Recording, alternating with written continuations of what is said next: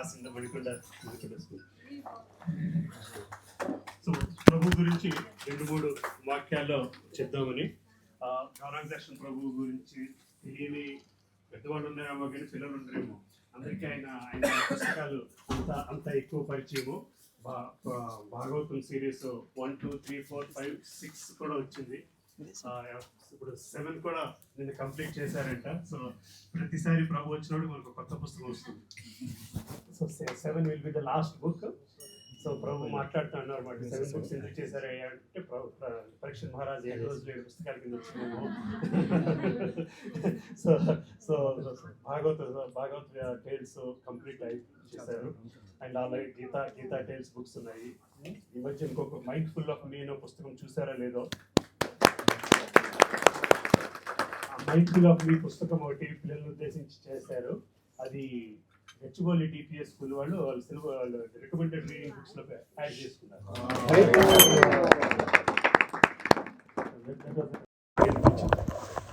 So అలాగే ప్రభు specifically Bhagavatam గురించి రాజేశ్వర ప్రభుని స్వకలోకం నుంచి వచ్చారు అని చెప్తారు. ఎందుకంటే ఆయన గచ్చిబౌలి సత్సంగంలో మాకు భక్తి సెంటర్లో క్లాస్ ఇస్తుంటే నాకు అనిపిస్తుంటుంది మాట, అక్కడ ఉన్న భాగవతం సెట్స్ నుంచి ప్రతి బుక్ నా శ్లోకం రావాలి అని తొందరపడుతుంటాయేమో అని ప్రభు నోటి ఎవరి శ్లోకం వస్తుందని వాళ్ళలో వాళ్ళు పోటీ పడుతున్నారేమో అనిపిస్తుంటుంది. చక్కగా ఉంటుంది. సో అట్లాగా ఆయన speciality is with kids and also bringing the kids bringing them close to శాస్త్ర బేసికలీ.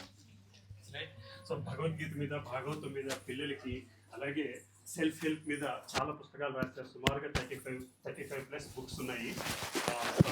భక్తి వేదాంత విద్యార్థికి గా చేస్తున్నారు. చాలా మందికి ఆయన చేసే భక్తి శాస్త్రి, భక్తి వైభవ్ క్లాసెస్ ద్వారా చాలా మందికి యూట్యూబ్లో బాగా పరిచయము. ఇక్కడ కూడా చాలా మంది ఉన్నారు ప్రభు, కొంతమంది భక్తి వైభవ్ క్లాసెస్ చేసేవారు. ఈరోజు మనకి ఇక్కడ రకరకాల బ్యాచ్ స్టూడెంట్స్ ఉన్నారు ప్రభు. కొంతమంది ప్రాక్టీసింగ్ డివోటీస్, కొంతమంది ఎక్కువగా ఎస్ఎస్ఆర్ క్లాస్ అటెండ్ అవుతున్న వాళ్ళు. మనకి అవతార్లోని 2 ఎస్ఎస్ఆర్ సెషన్స్ సైమల్టేనియస్గా రన్ అవుతున్నాయి ప్రభు. ఒకటి రాజా రమేష్ ప్రభు రన్ చేస్తున్నారు, ఒకటి అరవింద్ ప్రభు రన్ చేస్తున్నారు. ఇంగ్లీష్ సెషన్, తెలుగు సెషన్లు. సో ప్రస్తుతానికి తెలుగు సెషన్ అయితే ప్రస్తుతానికి 9th, 10th క్లాసెస్ దగ్గర ఉన్నాము. Established Krishna is the supreme personality of God head. భగవంతుడు శ్రీకృష్ణ పరమాత్ముడు దేవాది దేవుడు అనే అంశం మీద చర్చ జరుగుతుంది. సో ప్రభు మనకి అనుకోకుండా రావడం జరిగింది కాబట్టి అదే టాపిక్ మీద మాట్లాడమని మీ అందరి తరఫున అడుగుతున్నాను. సో భగవంతుడు శ్రీకృష్ణ పరమాత్ముడిని మనం ఎలాగా దేవాది దేవుడిగా గుర్తిస్తున్నాము అన్న అంశం మీద మాట్లాడతారు. సో ఈ క్వశ్చన్స్ ఏమైనా ఉన్నా సరే, this is the right time to ask Prabhuji. Questions. Voice రావట్లేదమ్మా, voice రావట్లేదు. ఇప్పుడు వస్తుందా? సరే, మరి దగ్గర పెట్టేసుకోవాలేమో. ఇక్కడ తేడా ఏమైనా ఉంది ప్రభు, వాయిస్ వాల్యూమ్ సరే. Hare Krishna. So without any further delay request Prabhuji. Hare Krishna. చూడండి ప్రభు మైక్. అందరికీ తెలుగు వస్తుందా? అంత Telugu class. Okay. This young students, you understand Telugu? Okay.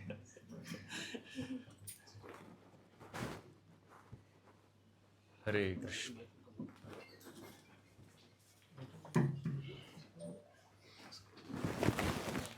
ఓం నమో భగవతే వాసుదేవాయ. ఓం నమో భగవతే వాసుదేవాయ.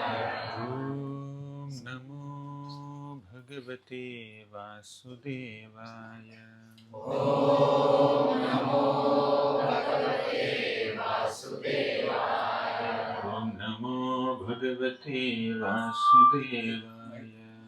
ఓం నమో భగవతే వాసుదేవాయ. ఓం జ్ఞానతిమిరంధస్య జ్ఞానాంజనశలాకయ చక్షురున్మిళితం యేన తస్మై శ్రీ గురవే నమః. నమః ఓం విష్ణుపాదాయ కృష్ణప్రేష్ఠాయ భూతలే శ్రీమతే భక్తివేదాంత స్వామినిధి నామిని. నమస్తే సారస్వతీ దేవి గౌరవాణి ప్రచారిణి నిర్విశేష శూన్యవాది పాశ్చాత్య వేషధారిణి.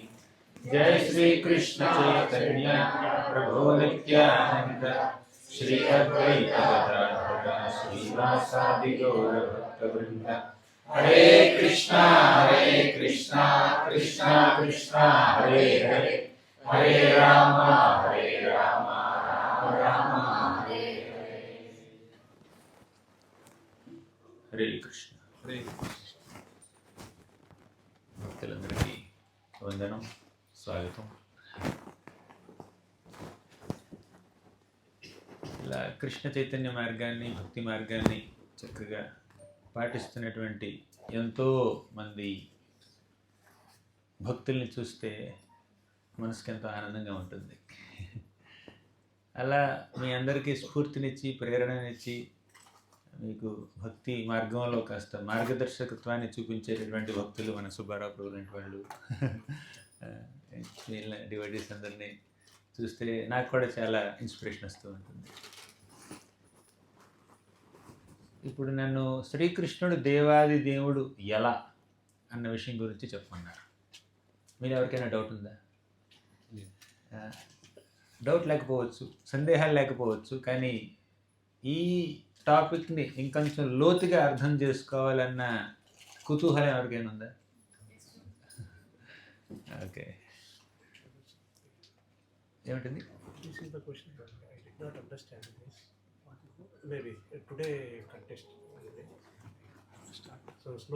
అవ్యక్తం వ్యక్తిమాపన్నం Q&A సెషన్కి రాలేదు మనం.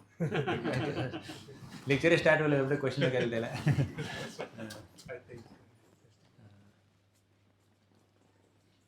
శ్రీకృష్ణుడు దేవాది దేవుడు. మనం కృష్ణ బుక్ కవర్ పేజ్ చూస్తే ఆయన దేవాది దేవుడు అని తెలుస్తుంది, కానీ దానికి జస్టిఫికేషన్ ఏమిటి, నిరూపణ ఏమిటి, అది మనం ఇప్పుడు చర్చించుకోబోతున్నాం. భగవద్గీతని ప్రామాణిక గ్రంథంగా అందరూ స్వీకరిస్తున్నారు కదా. భాగవతాన్ని, మహాభారతాన్ని, ఇలా మన వైష్ణవ గ్రంథాల ఆధారంగా మనం కృష్ణుడు దేవాది దేవుడు అన్న మాటని మనం నిరూపించబోతున్నాం. ఒక గంటలో. గంట ఉందా? ఎంతసేపు ఏముంది? 10:25. 3 o'clock. ఓకే, ఇప్పుడు మనం బేసిక్గా భగవద్గీత నుంచి ప్రారంభిద్దాం. భగవద్గీతలో 4వ అధ్యాయంలో కృష్ణుడు ఏమన్నాడు? తన యొక్క అవతార పరమార్థాలను చెప్తూ కృష్ణుడు ఏమన్నాడంటే, అజోపిసన్ అవ్యయాత్మ భూతానామీశ్వరోపిసన్. అజోపిసన్ అవ్యయాత్మ. అజ అంటే నాకు పుట్టుక లేదు, అవ్యయాత్మ అవ్యయ అంటే మీ దగ్గర కొంత డబ్బు ఉంది అనుకోండి, ఖర్చు పెడితే వ్యయం అయిపోతుంది. ఈ జాతకాల్లో రాస్తారు కదా ఫలాల్లో వ్యయం ఆదాయం అని, చూసాను వెళ్ళింది. సరే, వ్యయ అంటే ఖర్చు అయిపోవడం, తరిగిపోవడం. అవ్యయ అంటే ఎప్పుడు తరగనిది, ఆయన శక్తి ఎప్పుడు తరగదు, ఆయనకున్నటువంటి సంపద ఎప్పుడు తరగదు, ఆయన గొప్పతనం ఎప్పుడు తక్కువ అవ్వదు. అవ్యయ అంటారు అందుకే ఆయన్ని. అజోపిసన్ అవ్యయాత్మ భూతానాం ఈశ్వరోపిసన్. భూతానాం ఈశ్వరోపిసన్ అంటే ఇక్కడ భూతాలంటే భూతాలు కాదు, ఇక్కడ భూత అన్న మాటని మనం అర్థం చేసుకోవాల్సింది. పంచమహాభూతాలని అప్పుడప్పుడు భూతాలు అంటారు, దెయ్యాలని వాటిని భూతాలు అంటారు కొన్నిసార్లు. సామాన్య జీవరాశులను కూడా భూతాలు అంటారు. భూతానాం ఈశ్వరోపిసన్ అంటే సృష్టిలో ఉన్న ప్రతి జీవరాశికి తండ్రి ఆయన, ఈశ్వరుడు ఆయన, గొప్పవాడు ఆయన, అందరినీ పాలించే పోషించే పిత ఆయన. త్వమేవ మాతాత సుహృత్పతి పిత త్వం సద్గురుర్నః పరమం చ దైవతం యస్యానువృత్యా కృతినో బభూవిమ. త్వమేవ మాతాత సుహృత్పతి పిత. ద్వారకావాసులందరూ భాగవతంలో కృష్ణుని ఎలా కొనియాడుతున్నారంటే, నువ్వే మాతవి, నువ్వే పితవి, త్వం సద్గురుర్నః, నువ్వే మా గురువువి, పరమం చ దైవతం, నువ్వే మా పరమదైవానివి, యస్య అనువృత్యా కృతినో బభూవిమ, నిన్ను అనుసరిస్తేనే మేము కృతార్థులం అవుతాం, సక్సెస్ వస్తుంది మాకు అని చక్కగా కృష్ణుణ్ణి కొనియాడారు వెళ్ళి. సో ఇప్పుడు భగవద్గీతలోకి వస్తే మళ్ళీ ఈ శ్లోకాల్లో, ఆ సిరీస్లో ఇంకొక శ్లోకం వస్తుంది. యదా యదా హి ధర్మస్య గ్లానిర్భవతి భారత అభ్యుత్థానమధర్మస్య తదాత్మానం సృజామ్యహం.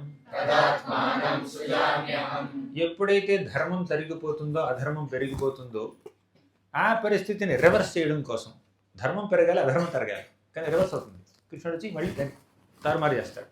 అలా చేయడం కోసం ఆయన ఎన్నెన్నో రూపాయలు దాల్చి ఈ భూమి మీద అవతరిస్తాడు అని కృష్ణుడు చెప్పాడు. యదా యదా హి ధర్మస్య, ధర్మం 4 పాదాల మీద నిలబడుతుంది, నిలబడాలి. ఏమంటే 4 పాదాలు చెప్పండి, పిల్లలు చెప్పండి ముందు. ఫస్ట్ పిల్లలకు ఆప్షన్, తర్వాత అవకాశం పిల్లలకి ముందు, వాళ్ళు చెప్పలేకపోతే పెద్దవాళ్ళు. చెప్పు.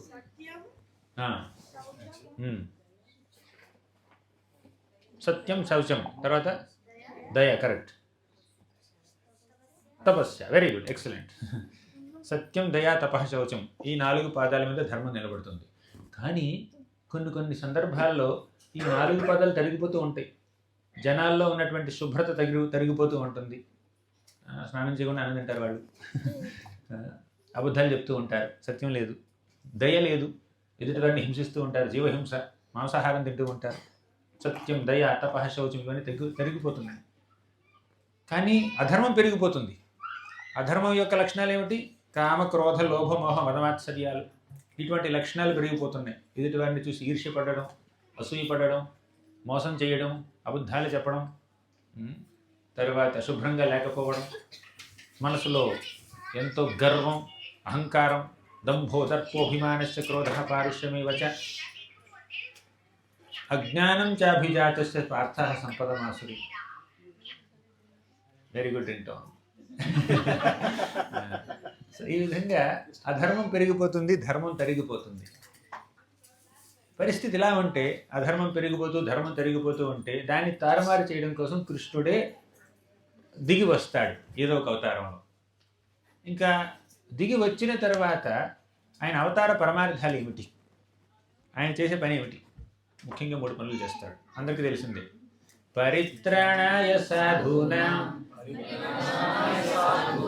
వినాశాయ చ దుష్కృతాం ధర్మ సంస్థాపనార్థాయ సంభవామి యుగే యుగే.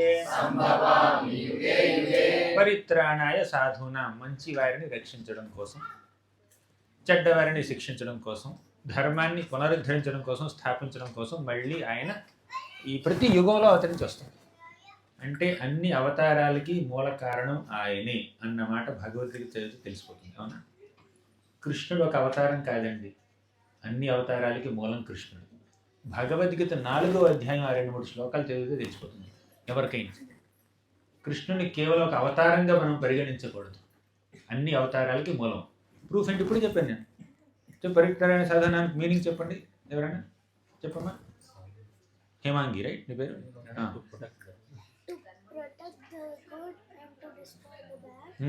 And to punish the bad and to establish dharma.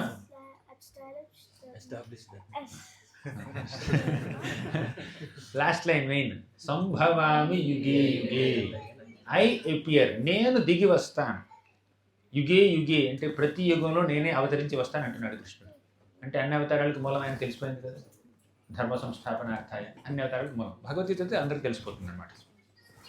ఇంకా చెప్పాలంటే ఇప్పుడు దేవాది దేవుడు అంటే దేవతలందరికీ అధినేత. భగవద్గీత బేసిక్ భగవద్గీతలు చెప్పుకుందాం, తర్వాత భాగవతానికి వెళ్దాం. భగవద్గీతలో చూస్తే 10వ అధ్యాయంలో ఏం చెప్తాడు కృష్ణుడు?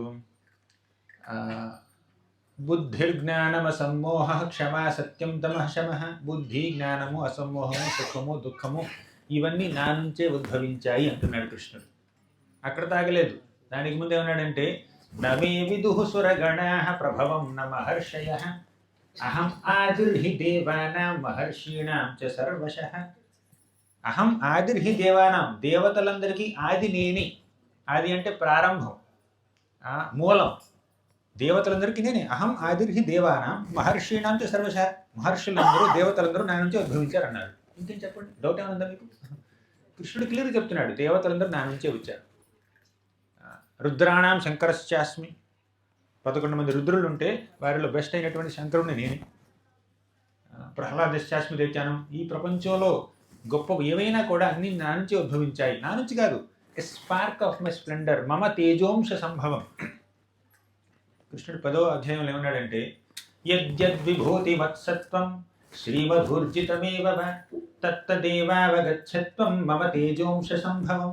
నా తేజస్సులో ఒక చిన్న అంశ ద్వారా వీళ్ళందరూ పుట్టారు. ఈ ప్రపంచంలో ఉన్నటువంటి గొప్ప వస్తువులు కానీ గొప్ప వ్యక్తులు కానీ నా తేజస్సులో ఒక చిన్న అంశ నుంచి ఉద్భవించిన వాళ్ళు అంటున్నాడు కృష్ణుడు. అంటే ఆయన యొక్క తేజస్సు యొక్క అంశ ద్వారా ఈ ప్రపంచం మొత్తం సృష్టింపబడితే, అనంతకోటి బ్రహ్మాండాలు ఉద్భవిస్తే ఆయన్ని దేవాది దేవుడిగా స్వీకరించడానికి ప్రాబ్లం ఏంటి చెప్పండి. భగవద్గీత మన వైష్ణవ గ్రంథాల్లో అత్యంత ఫౌండేషనల్ అన్నమాట. అంటే మన ఆధ్యాత్మిక జీవనానికి పునాది భగవద్గీత. భగవద్గీత తెలియకపోతే ఏబిసిడి రానట్టు స్పిరిచువాలిటీలో. భగవద్గీత బేసిక్స్, తర్వాత భాగవతం ఇంకా చాలా చాలా గొప్ప గొప్ప ఎలాబరేట్ డిస్క్రిప్చర్స్ ఉన్నాయి. భగవద్గీతలో 700 శ్లోకాలు మాత్రమే ఉన్నాయి. చాలా చిన్న గ్రంథం ఒక రకంగా చెప్పాలంటే. అది అర్థం చేసుకోవడానికి తెలియని మానవులు కొంచెం కష్టం పడుతుంది. కానీ అందులో దాన్ని క్షుణ్ణంగా చదివితే, క్షుణ్ణంగా కాదు పైపైన చదివినా కూడా కృష్ణుడు దేవాది దేవుడు అన్నమాట మనకి క్లియర్గా తెలిసిపోతుంది. అహం సర్వస్య ప్రభవో మత్తః సర్వం ప్రవర్తతే ఇతి మత్వా భజంతే మాం బుధా భావ సమన్వితాః. అహం సర్వస్య ప్రభవో మత్తః సర్వం ప్రవర్తతే. ఈ సృష్టిలో కనిపించేదంతా నా నుంచే ప్రభవించింది, నా నుంచే ఉద్భవించింది, నేనే మూలం అన్నాడు కృష్ణుడు. అహం సర్వస్య ప్రభో మత్తః సర్వం ప్రవర్తతే. అక్కడ తాగలేదు. 9వ అధ్యాయంలో ఏమన్నాడు కృష్ణుడు, మయా తతమిదం సర్వం జగదవ్యక్తమూర్తిన.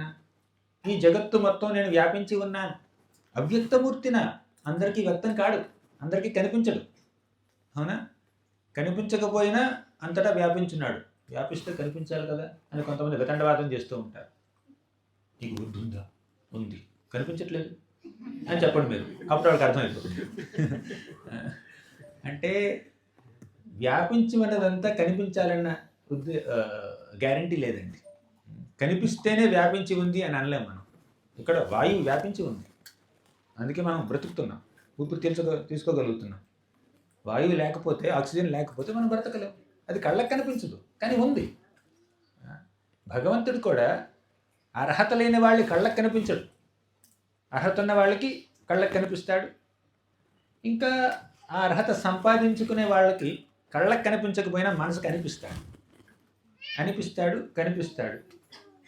కానీ నమ్మకం లేకపోతే, శ్రద్ధ లేకపోతే కనిపించడు, అరిపిస్తాడు. కృష్ణుడు అన్నాడు భగవద్గీతలో, శ్రద్ధ లేకపోతే వారికి నన్ను నేను వ్యక్తపరుచుకునే అవసరం నాకు లేదు. ఆయనని ఫేస్బుక్లో లైక్ల కోసం, కమెంట్ల కోసం, తర్వాత సబ్స్క్రిప్షన్ కోసం వెయిట్ చేయట్లేదండి. లైక్, సబ్స్క్రైబ్, షేర్, కమెంట్ అని అందరికీ పాంప్లెట్లు పంచాల్సిన అవసరం ఆయనకి లేదండి. ఆయన బోల్డ్ మంది ఉన్నారు ఫ్యాన్స్ అక్కడ ఆధ్యాత్మిక జగత్తులో. కాబట్టి అడ్వర్టైజ్ చేసుకోవాల్సిన అవసరం లేదు.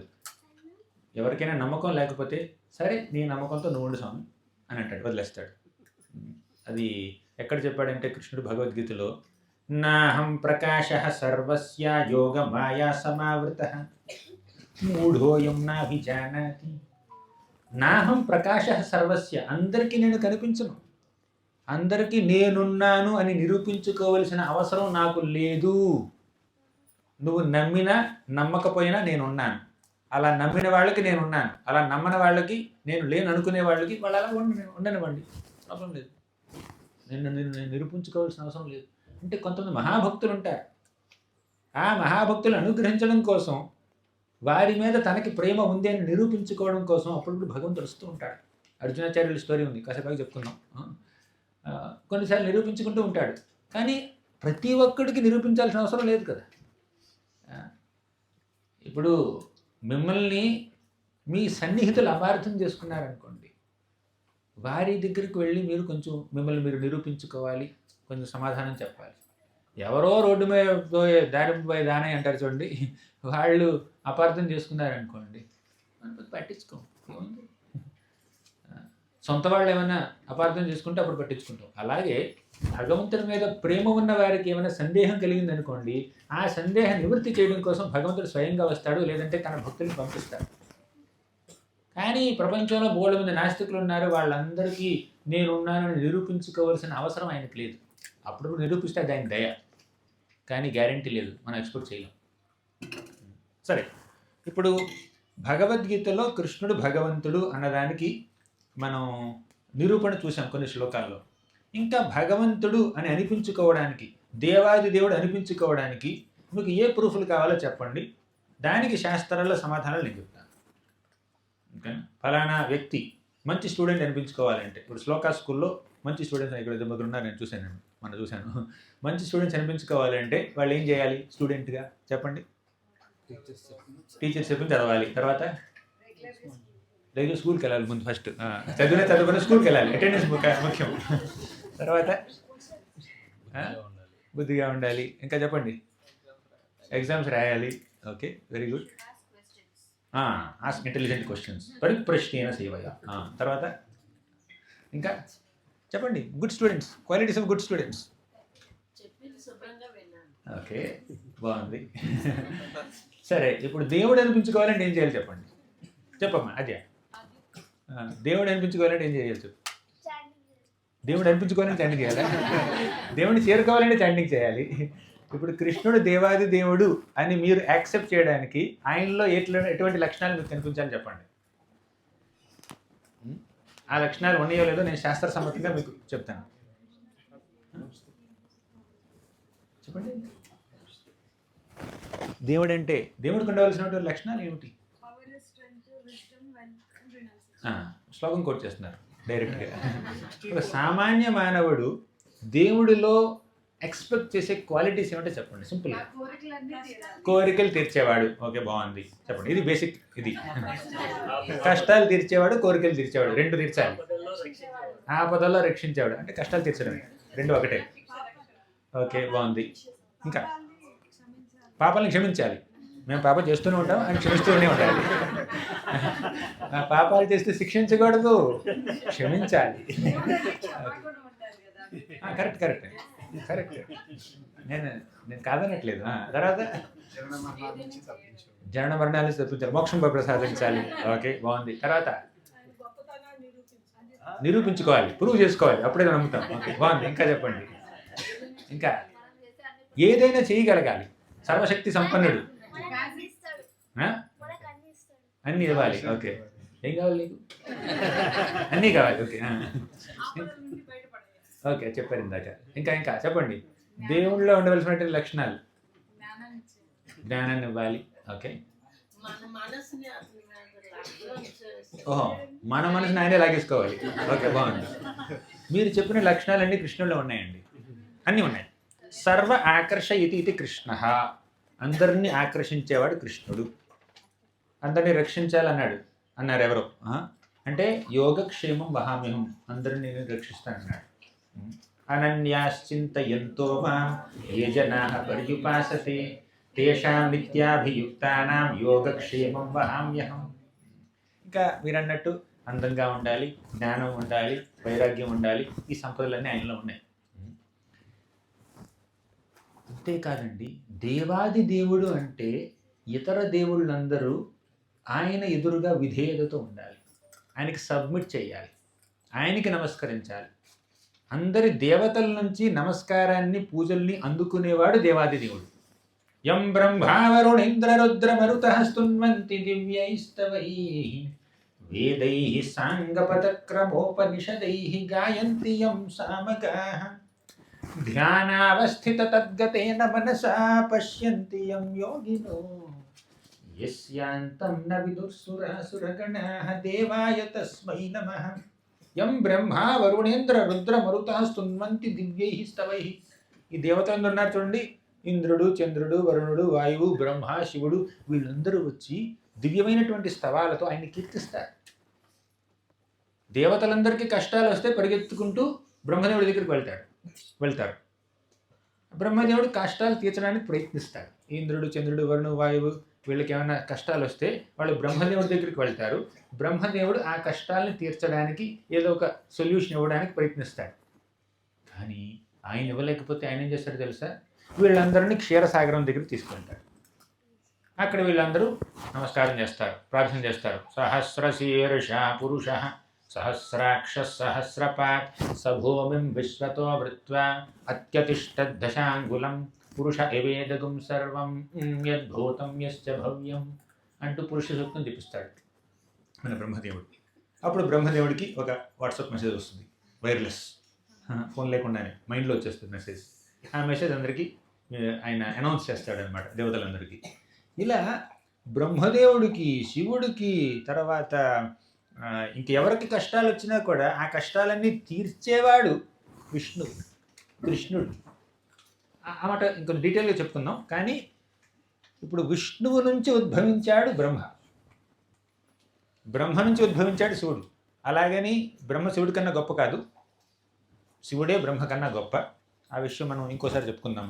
ప్రస్తుతానికి మనం చెప్పుకోవాల్సింది ఏంటంటే కృష్ణుడు దేవాది దేవుడు ఎలా చెప్పుకోవాలి. కాబట్టి ఇలా బ్రహ్మ విష్ణు శివులు ఎవరో తెలుసా? ఇంతకీ గుణావతారాలు. ఆ కృష్ణుడు సంభవామి యుగే యుగే అన్నాడు, ప్రతి యుగంలో నేను అవతరించి వస్తానన్నాడు. ఆయనకి కేవలం యుగావతారాలు మాత్రమే కాదండి, 6 రకాల అవతారాలు ఉన్నాయి, 6 డజన్ అవతారాలు ఉన్నాయి. 6 డజన్ అవతారాలు కాదు, 6 డజన్ కేటగిరీస్ ఆఫ్ అవతారాలు ఉన్నాయి. 1 పురుషావతారాలు, 2 గుణావతారాలు, 3 లీలావతారాలు, 4 మన్వంతర అవతారాలు, 5 శక్త్యావేశ అవతారాలు, 6 యుగావతారాలు. ఇలా 6 రకాల అవతారాలు ఉన్నాయి. అందులో ఒక కోవకి చెందిన అవతారాలు పురుషావతారాలు. ఈ పురుషావతారాల యొక్క గొప్పతనం ఏమిటంటే ఈ పురుషావతారాలన్నీ ఈ సృష్టి కార్యాన్ని చేయాలి. పురుషావతారాలు 3 ఏమిటవి? మహావిష్ణువు అంటే కారణోదక సాయి విష్ణువు, 2 గర్భోదక సాయి విష్ణువు, 3 ఇవన్నీ మీకు తెలిస్తే చెప్పాల్సిన అవసరం లేదు, క్లుప్తంగా చెప్తాను. మహావిష్ణువు శ్వాస విడిస్తే ఆయన స్వేదరంధ్రాల్లో నుంచి అనంతకోటి బ్రహ్మాండాలు ఉద్భవిస్తాయి. ఆ మహావిష్ణువు ప్రతి ఈ బ్రహ్మాండంలోకి ప్రవేశిస్తాడు గర్భోదక సాయి విష్ణు రూపంలో. అందులో గర్భోదక సాగరం మీద ఆయన పవళిస్తే ఆయన నాభిలో నుంచి కమలం ఉద్భవిస్తుంది, అందులో బ్రహ్మదేవుడు పుడతాడు. తర్వాత 3వ విష్ణువు క్షీరోదక సాయి విష్ణువు. ఆయన శ్వేత దీపంలో ఉంటాడు ప్రతి బ్రహ్మాండంలోనూ. ఆయనే పరమాత్మగా అందరి హృదయాల్లోకి ప్రవేశిస్తాడు అన్నమాట. సర్వస్య చాహం హృది సన్నివిష్టో మత్తః స్మృతిర్జ్ఞానమపోహనం చ వేదైశ్చ సర్వైరహమేవ వేద్యో వేదాంతకృద్వేద విదేవ చాహం. అలా అందరి హృదయాల్లోకి పరమాత్మగా ప్రవేశిస్తాడు. ఈశ్వర సర్వభూతానాం హృద్దేశే అర్జున తిష్టతి. అందరి హృదయాల్లోకి ప్రవేశిస్తాడు. ఆయన క్షీరోదక సాయి విష్ణువు. ఇలా 3 విష్ణువుల్ని మనం పురుషావతారాలు అంటాం. అలాగే 3 గుణావతారాలు ఉన్నాయి, బ్రహ్మ, విష్ణు, శివ. బ్రహ్మదేవుడు రజోగుణావతారం. ఆయన రజోగుణంలో లేడండి, రజోగుణానికి ఇన్ఛార్జ్ ఆయన. జైల్లో ఉన్న ప్రతి వ్యక్తి క్రిమినల్ కాదు, కొంతమంది సోల్జర్స్ కూడా ఉంటారు, జైలర్లు కూడా ఉంటారు, ఉద్యోగస్తులు కూడా ఉంటారు. అలాగే బ్రహ్మదేవుడు రజోగుణావతారం, ఆయన రజోగుణంలో ఉండాల్సిన అవసరం లేదు. అలాగే శివుడు తమోగుణావతారం, కానీ ఆయన తమోగుణంలో ఉండడు, తమోగుణంలో ఉన్న వ్యక్తులకు కూడా ఆశ్రయాన్ని కల్పిస్తాడు ఆయన. అలాగే మన విష్ణువు సత్వగుణావతారం, అలాగే ఆయన సత్వగుణంలో ఉండడు, శుద్ధసత్వంలో ఉంటాడు, సత్వగుణానికి ఇన్ఛార్జ్. అల్టిమేట్గా వీళ్ళు 3 త్రిగుణాతీతులు. అప్పుడప్పుడు బ్రహ్మజీవుడు కాబట్టి ఆయన ఎప్పుడైనా ఈ గుణాల యొక్క ప్రభావంలోకి రావచ్చు అప్పుడప్పుడు. కానీ శివుడు కానీ విష్ణువు కానీ గుణాతీతులు, వాళ్ళు త్రిగుణాల చేత ప్రభావితం కారన్నమాట. ఇప్పుడు ఈ బ్రహ్మ, విష్ణు, శివుల్లో ఎవరు గొప్ప చెప్పండి? విష్ణువు గొప్ప. దానికి ప్రూఫ్, ఒకసారి గొప్ప గొప్ప ఋషులు, మునులు వాళ్ళందరూ చర్చ పెట్టుకున్నారు. ఏమిటా చర్చ? ఈ 3లో ఎవరు గొప్ప, ఎవరు మనకి ముక్తిని ఇవ్వగలరు, ఎవరి పట్ల మనం భక్తిని చూపించాలి, వీళ్ళు 3లో ఎవరు గొప్ప అని వాళ్ళకి ఒక సందేహం కలిగింది. వాళ్ళందరూ భృగు మహర్షిని ఎన్నుకున్నారు. ఈ భృగు మహర్షి ఏం చేయాలి? ఈ 3కి టెస్ట్ పెట్టాలి. ఓకేనా? ఎగ్జామ్ కండక్ట్ చేయాలి. ఏమిటా ఎగ్జామ్? ఎవరిలో ఎక్కువ సహన శక్తి ఉంది, ఎవరిలో అయితే ఎక్కువ సహనశీలత ఉంటుందో వారే గొప్పవారు. ప్రొపదల వారు ఏం రాస్తారంటే ఇంగ్లీష్లో, the greatness of a person has to be estimated by his ability to tolerate provoking situations. ఎవరిలో అయితే సహనశీలత ఉంటుందో, ఎవరైతే ఒక ప్రేరేపించేటటువంటి ఒక పరిస్థితిని వాళ్ళు సహించగలరో, సహనంతో ఓర్పుతో భరించగలరో, కోప్పడకుండా ఫ్రస్ట్రేట్ అవ్వకుండా ఉండగలరో వాళ్ళు గొప్పవాళ్ళు. సో ఇలా టెస్ట్ పెట్టడానికి మన భృగు మహర్షి ముందుగా బ్రహ్మలోకానికి వెళ్ళాడు. అక్కడ ఏం జరిగిందో మీకు తెలుసు. బ్రహ్మదేవుడికి నమస్కరించలేదు. ఒక కుమారుడిగా బ్రహ్మదేవుడికి సృష్టికర్తకి నమస్కరించాలి, కానీ నమస్కరించలేదు. అప్పుడు బ్రహ్మదేవుడు కోప్పడలేదు, బయటికి నోటితో ఏమనలేదు, కానీ మనసులో మాత్రం కొంచెం అసౌకర్యం కలిగింది. అరే ఏంటి కనీసం దండమనే పెట్టట్లేదు, దండవత్ ప్రణాం ప్రభు అనట్లేదండి. అప్పుడు మనకు కూడా అనిపిస్తుంది. అప్పుడు మనం తెలుసో తెలియకో, కాన్షియస్గానో అన్కాన్షియస్గానో ఇతరుల నుంచి కాస్త రెస్పెక్ట్ ఎక్స్పెక్ట్ చేస్తాం. చేయకూడదండి. అమానినా మానదేన, భక్తులు ఎప్పుడు అమానినా మానదేనలా ఉండాలి. కానీ బ్రహ్మదేవుడు ఈ భృగు మహర్షి నుంచి కాస్త రెస్పెక్ట్ ఎక్స్పెక్ట్ చేశాడు. నాకు ప్రణమిల్లాలి ఈ భృగు మహర్షి, కానీ ప్రణామాలు చేయకుండా, ఆచార వ్యవహారాలు తెలియకుండా అలా వచ్చి అలా నిలబడ్డాను ఎదురుగా అని కాస్త మనసులో కొంచెం ఆయనకి డిస్టర్బెన్స్ అయ్యింది. అది ముఖంలో కాస్త తెలిసింది, కనపడింది. అది చూసి భృగు మహర్షి అనుకున్నాడు, నేను ప్రణామం చెయ్యలేదని ఈ బ్రహ్మదేవుడు కొంచెం డిస్టర్బ్ అయ్యాడు. కాబట్టి నామినేషన్లో తీసేసాం పేరు. నామినేషన్ 3 వేశారు, ముగ్గురు నామినేషన్లు వచ్చినాయి అనమాట. అందులో ఒక నామినేషన్ కట్. ఇక శివలోకానికి వెళ్ళాడు. శివలోకంలో ఏం జరిగింది? అక్కడ బ్రహ్మలోకంలో మన భృగు మహర్షి నమస్కరించలేదు. అంటే అది మనసుతో చేసిన అపచారం, చేసింది అపరాధమే. ఒక పెద్ద వ్యక్తి కనిపిస్తే వారికి నమస్కరించాలి మనం. కానీ నమస్కరించకపోవడం సంస్కారం లేకపోవడం అన్నమాట. అది మనస్సుతో చేసే అపచారం. తర్వాత మాటతో చేశాడు అపచారం. శివుడిని చూడగానే శివుడు వెంటనే వచ్చాడు రిసీవ్ చేసుకోవడం కోసం, వెల్కమ్ చేయడం కోసం వచ్చాడు. స్వామి రా, భృగు మహర్షి రా, థ్యాంక్ యూ వెరీ మచ్ లోకానికి వచ్చినందుకు. కానీ ముందుకు వచ్చాడు, ఆలింగనం చేసుకోబోయాడు.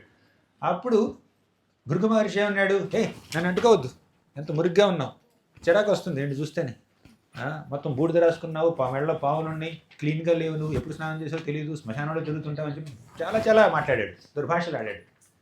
అది మాటతో చేసే అపచారం, అపరాధం. శివుణ్ణి నిందించాడు. శివుడు కోపం వచ్చింది, త్రిశూలం పట్టుకున్నాడు. త్రిశూలం తీసుకుని భృగు మహర్షిని చంపడానికి వెళ్ళాడు ముందుకి. వెంటనే పార్వతీదేవి వచ్చింది, తప్పు చంపకూడదు, గెస్ట్, బ్రాహ్మణుడు, ఋషి, నీ తమ్ముడు, కాబట్టి చంపొద్దు ప్లీజ్ అని చెప్పి పార్వతీదేవి ఆపేసింది. అప్పుడు భృగు మహర్షికి అర్థమైంది, నేను నిందిస్తే శివుడికి కోపం వచ్చింది కాబట్టి గొప్పవాడు కాదు అని నిర్ధారించాడు అన్నమాట. తర్వాత విష్ణులోకానికి వెళ్ళాడు. ఇక్కడ చేసిన అపచారం మనసుతో కాదు, మాటతో కాదు, కాలితో, శరీరంతో చేశాడు, ఫిజికల్ అఫెన్స్. ఆయన శేషతల్పం మీద, మన విష్ణుమూర్తి తల్పం మీద అలా పవళించున్నాడు. మన లక్ష్మీదేవి చక్కగా ఆయన పాదాలకి సేవ చేస్తుంది. భృగు మహర్షి వెంటనే వెళ్ళి ఆయన వక్షస్థలం మీద తన్నాడు, కాలితో తన్నాడు. ఇది ఫిజికల్ అఫెన్స్, కాలితో తన్నాడు. అప్పుడు వెంటనే మన విష్ణు లేచి నిలబడి, స్వామి మీ రాక నేను గమనించలేదు, నన్ను క్షమించండి ప్లీజ్, దయచేసి నన్ను క్షమించండి. నా హృదయం ఎంతో కఠినం, ఈ ఛాతి చాలా కఠినంగా ఉంది. ఇంత కఠినంగా ఉన్నటువంటి పాషాణం లాంటి నా రాతి హృదయాన్ని సున్నితమైనటువంటి మీ పాదాలు తన్నడం ద్వారా ఆ పాదాలు కందాయము అని చెప్పి పాదాలకు సేవ చేశాడు. సేవ చేయడం మొదలుపెట్టాడు. లక్ష్మీదేవి ఆయన పాదాలకు సేవ చేస్తే ఈయన భృగు మహర్షి పాదాలకు సేవ చేస్తున్నాడు. ఈ విధంగా విష్ణుమూర్తి ఎంతో సహనాన్ని, ఓర్పుని, నమ్రతని, విధేయతని కనపరిచాడు. అందుకే విష్ణువే ఈ ముగ్గురిలోకి గొప్ప అని నిర్ధారించాడు భృగు మహర్షి. ఇప్పుడు శివుడు గొప్ప కాదా? శివుడు ఎందుకు గొప్పట్టాడు చెప్పండి. ఒకప్పుడు దక్షుడు కూడా శివుడిని నిందించాడు, గుర్తుందా మీకు? ఒక పెద్ద మహాసభలో బ్రహ్మర్షులు, రాజర్షులు, దేవర్షులు వీళ్ళందరూ సమావేశమైనటువంటి ఈ గొప్ప సభలో దేవతలు, మునులు, ఋషులు అందరూ ఉన్నటువంటి ఈ సభలో దక్షుడు శివుణ్ణి ఎన్నో విధాలుగా నిందించాడు. ఎలా నిందించాడంటే, నీకు అర్హత లేదు, నా కుమార్తె సతీదేవిని పెళ్లి చేసుకునే అర్హత నీకు లేదు. ఎందుకంటే ఎలా అన్నాడంటే, నీవి కోతి కళ్ళు, నీకు శుభ్రత లేదు, నీ చుట్టూ ఈ ప్రమథగణాలు, భూతాలు, దెయ్యాలు అవన్నీ తిరుగుతూ ఉంటాయి, తమో గుణంలో ఉన్న వాళ్ళతో సంచరిస్తూ ఉంటావు, శ్మశానంలో తిరుగుతూ ఉంటావు, మెడలో పాములు వేసుకుంటావు, తర్వాత ఒళ్ళంతా విభూతి రాసుకుంటావు, నువ్వు నీకు ఎటువంటి శుభ్రత లేదని చెప్పి భయంకరంగా నిందించాడు. నిందించి ఆగలేదండి, క్రిటిసిజంతో ఆగలేదు, శపించాడు. ఈ గొప్ప ఏమిటిది యజ్ఞంలో ఇచ్చే హవిస్సుల్లో నీకు భాగం ఉండకూడదు అని శపించాడు. శపించి వెళ్ళిపోయాడు. అంటే అంత ఘోరంగా నిందించిన, పబ్లిక్లో నిందించిన, అక్కడ వేల కొలది మహర్షులు, బ్రహ్మర్షులు, రాజర్షులు, దేవర్షులు, తపస్సంపన్నులు చాలామంది ఉన్నా కూడా వాళ్ళందరి ముందు దక్షుడు తిట్టి, విమర్శించి, నిందించి, శపించాడు. అయినా కూడా శివుడు ఒక్క మాట మాట్లాడలేదండి. ఎంతో సహనం, అంత ఓర్పు. అటువంటి శివుడు భృగు మహర్షి 2 మాటలంటే చంపడానికి ముందుకు వచ్చాడు త్రిశూలం పట్టుకొని. ఏమన్నా మ్యాచింగ్ ఉందా, సింక్ ఉందా? ఈ ప్రవర్తనకి కొంచెం మ్యాచింగ్ అవ్వట్లేదు. ఇప్పుడు చెప్పండి, నేను చెప్పను దీనికి సమాధానం. శివుడు భృగు మహర్షి ముందు ఎందుకు అలా ప్రవర్తించాడు చెప్పండి. శివుడికి భృగు మహర్షి ఎందుకు వచ్చాడో అర్థమై, విష్ణువుని ఇట్లా టెస్ట్ చేయడానికి వచ్చాడని చెప్పి తనంతటా తానే రేసింగ్స్ పట్టుకోవడానికి రెడీ. కరెక్ట్. కొంతమంది భగవంతుణ్ణి, విష్ణువుని కేవలం మాట ద్వారా కీర్తించరండి, వారి యొక్క ప్రవర్తన ద్వారా కూడా కీర్తిస్తారు, కోప్పడుతూ కూడా కీర్తిస్తారు. అంటే విష్ణువు యొక్క ఖ్యాతి పెరగాలని, ఈ నామినేషన్లో నేను ఉండకూడదు, నన్ను తీసేయండి, యునానిమస్గా ఆయనే ఏకగ్రీవంగా ఎన్నిక అవ్వాలి అని చెప్పి శివుడు తనంతట తానే తప్పుకున్నాడు. అది ఆయన నమ్రత, ఆయన విధేయత. ఆయనకి ఆత్మనిగ్రహం లేకపోవడం వల్ల త్రిశూలం పట్టుకుని భృగు మహర్షి దగ్గరికి వెళ్ళి చంపాలనుకోలేదు. ఆయనకి ఆత్మనిగ్రహం ఉంది, నమ్రత ఉంది, విధేయత ఉంది. ఒక గెస్ట్ వచ్చి 4 మాటలు అంటే పడరా శివుడు? పడేటటువంటి సహనం ఉంది. అయినా కూడా ఆయన అలా చేయలేదు. ఎందుకంటే విష్ణువు మీద ఆయనకు ఉన్నటువంటి ప్రేమ అటువంటిది. సో ఈ విధంగా విష్ణువు ఈ ముగ్గురిలోకి గొప్పవాడన్న విషయం నిర్ధారణ అయింది. ఇంకోసారి ఏం జరిగిందంటే, శివుడికి ఇంకో పేరు ఉందండి, ఆశుతోషుడు అని. అంటే ఎంతో సులభంగా ఆయన వరాలను ఇచ్చేస్తాడు. అటువంటి లక్షణం ఆయనకు ఉంది. ఒక రాక్షసుడు ఉన్నాడు, వృకాసురుడు అనే రాక్షసుడు ఉన్నాడు. ఈ రాక్షసుడికి ఒక చిన్న కోరిక కాదు, పెద్ద కోరిక. ఈ కోరిక తీర్చే దేవుడు ఎవరిని నేను పూజించాలి, ఎవరు ఈజీగా కోరికలు తీర్చేస్తారు, వరాలు ఇచ్చేస్తారు అని చెప్పి నారద మహర్షిని అడిగాడు. అప్పుడు నారద మహర్షి ఏమన్నాడు? శివుడిని పూజించున్నాడు. అప్పుడు వెంటనే మన ఈ వృకాసురుడు కేదార్నాథ్కి వెళ్ళాడు. అదంతా కాశ్మీర ప్రాంతం, మంచు కొండలు ఉన్నాయి. అక్కడ పెద్ద మంట పెట్టాడు ఆయన, ఏమంటారు, హోమాగ్ని ప్రజ్వలించాడు. ఇక మన శివుణ్ణి పూజించడానికి ప్రారంభించాడు. ఎటువంటి పూజ? తమోగుణంలో ఉన్న పూజ. ఆ పూజలో ఆయన ఇచ్చేది పూలు కాదండి, పత్రం, పుష్పం, ఫలంతో ఏమి ఇవ్వట్లేదు. ఆయన ఫ్లెష్ ఇస్తున్నాడు. ఓకేనా? తన శరీరంలోనే మాంసం కోసి ఆ మాంసాన్ని అందులో వేస్తున్నాడు అనమాట. తన శరీరంలో మేకనో, కోడినో బెళ్ళవడం కాదు, తన శరీరంలో ఉన్న మాంసాన్ని కోసి అందులో వేస్తున్నాడు అనమాట. అలా 6 రోజులు ఘోర తపస్సు చేశాడు. ఆయన్ని మెప్పించడానికి ప్రయత్నించాడు, కానీ శివుడు ప్రత్యక్షం అవ్వలేదు. ఇక 7వ రోజు ఆయనకి చాలా ఫ్రస్ట్రేషన్ వచ్చేసింది. 7వ రోజు ఏమనుకున్నాడంటే, ఇంకా నేను వెయిట్ చేయలేను, నా శరీరంలో ఎంతో మాంసాన్ని ఆయనకి ఒక నివేదనగా నేను అర్పించాను ఈ మంటల్లోకి, అయినా ప్రత్యక్షం అవ్వట్లేదు శివుడు. ఏదో దయామయుడని, అసుతోషుడని నారదుడు ఎంతో కొనియాడాడు, కానీ ఇక్కడేం జరగట్లేదు అని చెప్పి ఫ్రస్ట్రేషన్ వచ్చి, ఈసారి నేను ఈ మంటల్లో వేసేది నా మాంసపు ముక్క కాదు, నా తల వేస్తానని చెప్పి తల నరుక్కోవడానికి ఇలా తీసాడనమాట. అప్పుడు వెంటనే ఈ శివుడు ఈ హోమాగ్ని నుంచి ప్రత్యక్షమయ్యి ఏమన్నాడంటే, stop this nonsense, what do you want? ఆపు, ఈ దురాగతం ఆపు, నువ్వు తల నరుక్కోవాల్సిన అవసరం లేదు, అది నా కోసం, చెప్పు నీకేం కావాలి ఏం కావాలి చెప్పు అన్నాడు. అప్పుడు సురకాసుడు తన కోరికను బయలుపెట్టాడు. అంటే శివుడు ఇష్టంతో ఇవ్వలేదండి ఈ వరం, ఇక విధిలేకి ఇచ్చాడు. తన కోసం, తన నుంచి వరాలు పొందడం కోసం ఎవరో ప్రాణాలు తీసుకుంటున్నారు అని చూడలేక ఒక దయతో ఆయన సరే చెప్పి ఏం కావాలని అడిగాడు అంతే. ఇప్పుడు ఈ రాక్షసుడు ఏమన్నాడు, నేను ఎవరి తల మీదైనా నా చెయ్యి పెడితే వాళ్ళు వెంటనే చచ్చిపోవాలన్నాడు. ఇదా నీకు కావలసిన వరం? ఈ వరం కోసం నువ్వు ఇంత ఘోర తపస్సు చేశావా వారం రోజుల నుంచి? ఈ వరం ఇవ్వడం నాకు ఇష్టం లేదు, కానీ ప్రామిస్ చేశాను కాబట్టి ఇవ్వాలి అని చెప్పి ఇచ్చేశాడు. తథాస్తు అన్నాడు. శివుడు ఇలా తథాస్తు అన్నాడు. మన ప్రకాశుడు చెయ్యి ఇలా లేచింది. ఎందుకు? శివుడిని ఎత్తి మీద పెట్టడం కోసం. నేను శివుడిని చంపాలి. ఎందుకు చంపాలి? పార్వతీదేవిని తీసుకోవాలి. అది వాడి యొక్క మనస్తత్వం. అలా తమో గుణంలో ఉన్న వాళ్ళు అటువంటి కోరికలు కోరుతూ ఉంటారు. వరాలిచ్చిన దేవుణ్ణే చంపాలనుకున్నాడు. చంపి ఆ దేవుడి యొక్క భార్యని కజేయాలనుకున్నాడు ఈ ప్రకాశుడు. శివుడు పరిగెత్తాడు. తానిచ్చిన వరం ఖచ్చితంగా పనిచేస్తుంది కానీ పరిగెత్తి పారిపోయాడు. ఎవరి దగ్గరికి వెళ్ళాడు? విష్ణువు దగ్గరికి వెళ్ళాడు. అప్పుడు విష్ణుమూర్తి ఏమన్నాడంటే, శివ, నువ్వు ఇలాంటి వరాలు ఇచ్చేస్తూ ఉంటావు, చాలా చాలా దయామయుడివి, భోళాశంకరుడివి, అశుతోషుడివి, చాలా ఈజీగా మెప్పించేస్తారు రాక్షసులు కూడా నిన్ను. సరే నేను చూస్తాను ఏదో ఒకటి అని చెప్పి ఆయన ఒక చిన్న బ్రాహ్మణ బాలుడి రూపంలో ప్రత్యక్షమయ్యాడు. బ్రాహ్మణ బ్రహ్మచారిగా అలా ముందుకు వచ్చాడు. వస్తే ఆయన యొక్క బ్రహ్మ తేజస్సు చూసి శివుడు మాత్రమే అట్రాక్ట్ అవ్వలేదు, మన వృకాసురుడు కూడా అట్రాక్ట్ అయిపోయాడు. వృకాసురుడు ఏమన్నాడంటే, ఎవరు నువ్వు అని అడిగాడు. ఈ బ్రాహ్మణ బ్రహ్మచారి ఏమన్నాడంటే, చాలా అలసిపోయినట్టున్నావు, బాగా పరిగెత్తావు, చెమటలు కారుతున్నాయి, కాస్త రెస్ట్ తీసుకో అని చెప్పి కొంచెం తన ప్రేమని ఆప్యాయతని చూపించాడనమాట. ఎవరికైనా కొంచెం మన గురించి మాట్లాడితే, మన బాగోగులు తెలుసుకుంటే, మన యోగక్షేమాలు విచారిస్తే కొంచెం మనసు ద్రవించిపోతుందన్నమాట.